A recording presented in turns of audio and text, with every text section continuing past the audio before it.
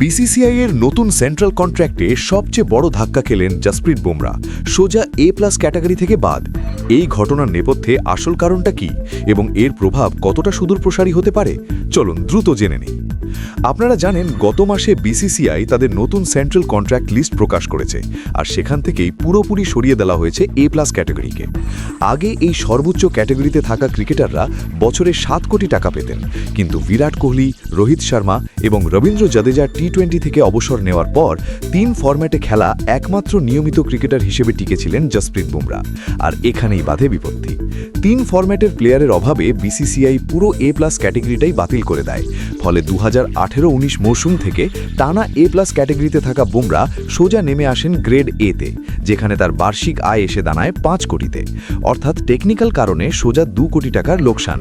সবাই যখন ভাবছিল দেশের সেরা পেসারের সাথে এটাই চূড়ান্ত সিদ্ধান্ত, ঠিক তখনই ঘটল আসল ঘটনা। বন্ধুরা, ক্রিকেটের এরকম ইনফরমেটিভ নিউজ পেতে ভিডিওতে একটি লাইক দিয়ে চ্যানেলটি সাবস্ক্রাইব করে রাখুন।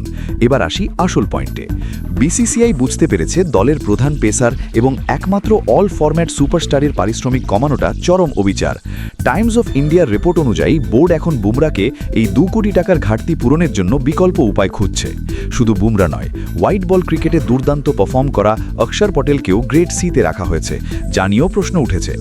আমার সোজাসাপটা ওপিনিয়ন হলো বোর্ডের এই পে স্ট্রাকচার রিভিশন অত্যন্ত জরুরি ছিল। বুমরার মতো একজন ম্যাচ উইনার, যিনি 3 ফরম্যাটেই নিজের ফিটনেস প্রমাণ করে খেলছেন, তাকে ফরম্যাটের অঙ্কে ফেলে আর্থিকভাবে নিচে নামানোটা ড্রেসিং রুমে ভুল বার্তা দিত। সেন্ট্রাল কন্ট্রাক্ট হওয়া উচিত পারফরমেন্স এবং ইম্প্যাক্টের ভিত্তিতে, কেবল ফরম্যাট সংখ্যার ওপর ভিত্তি করে নয়। বোর্ডের এই কন্ট্রাক্ট রিভিশন বা ক্ষতিপূরণের সিদ্ধান্ত কি প্লেয়ারদের পারফরমেন্সে পজিটিভ প্রভাব ফেলবে?